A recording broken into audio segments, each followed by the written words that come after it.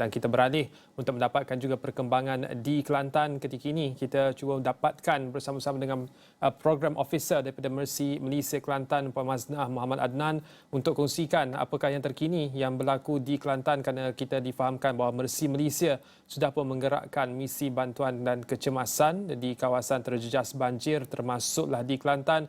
Itu Puan Maznah mungkin boleh kongsikan apakah yang terkini mengenai misi bantuan dalam keadaan cuaca yang tidak menentu dan juga keadaan mangsa yang pasti memerlukan bantuan dengan keadaan segera. Silakan. Okey, Assalamualaikum dan selamat tengah hari. Okey, dengan keadaan sekarang, Mercy telah menggerakkan misi pasukan bantuan ke daerah Pasir Mas, iaitu ke beberapa kawasan lah, iaitu bantuan pasukan daripada klinik bergerak dan pasukan sokongan psikososial dan aktiviti kepada kanak-kanak di beberapa PPS di Pasir Mas Rata Panjang lah. Setakat hari ini.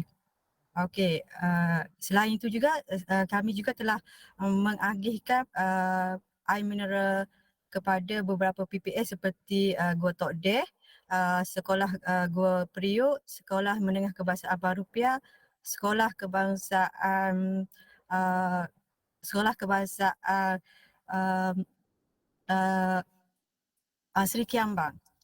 Selain itu juga kami juga pernah mengagihkan kit kebersihan lah, seperti sabun, ubat gigi, selimut dan selain itu juga kami juga telah mengagihkan tikar dan inilah macam tuala lah kepada sekolah madrasah Tasik Bakung lah di area Pasir Mas, Kelantan juga.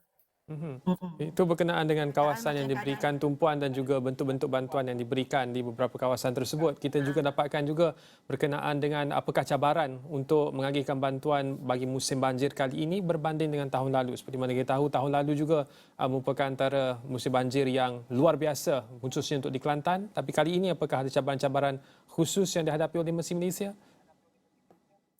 Ya, dengan keadaan situasi sekarang ni agak berbeza daripada sebelum ni sebab paras air agak tinggi dan banyak jalan yang tak boleh diakses oleh kenderaan. So macam cabaran tu macam kita terpaksa uh, uh, uh, mencari kawasan yang ada keperluan yang akses melalui 4x4 sahaja dulu, dan kita juga boleh dengan keadaan sekarang kita banyak dapat bantuan, contoh sokongan daripada ni lah APM. Contoh kalau yang kawasan tu kita boleh gerakkan selepas boleh laluan tu boleh diakses kemudian lah. Cabaran dia macam sekarang ni kita fokus kepada kawasan yang boleh dinaiki dan boleh dilalui dengan 4x4 sahaja dululah. Itu dari sudut operasi yang dijalankan. Untuk hari ini sahaja, adakah masih lagi di Rantau Panjang dan Pasir Mas ataupun akan beralih ke kawasan-kawasan lain?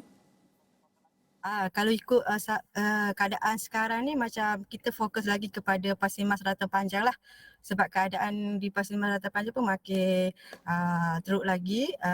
Dengan situasi sekarang tu kita orang akan support mungkin sampai keadaan stabil sikit lah.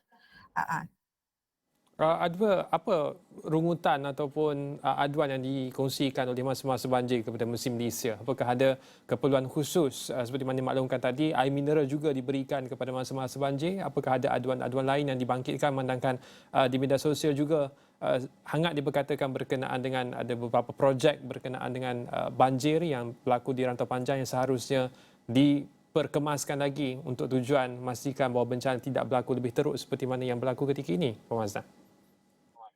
Okey, maaf ya, sebenarnya kami juga tidak pastilah kalau keadaan keadaan yang teknikal, sebab kami fokus kepada kalau bila kita masuk ke kawasan tu, kita hanya minta apa itu keperluan yang masa perlu untuk kita bantu dan sokong dari segi pihak kerajaan tak sempat nak cover. So kalau dari segi macam keadaan teknikal itu, saya tak pasti sangatlah, sebab bila saya masuk kita orang memang fokus kepada bantuan dan aktiviti kepada kanak-kanak dan bagi sokongan kepada kanak-kanak lah yang terjejas banjir.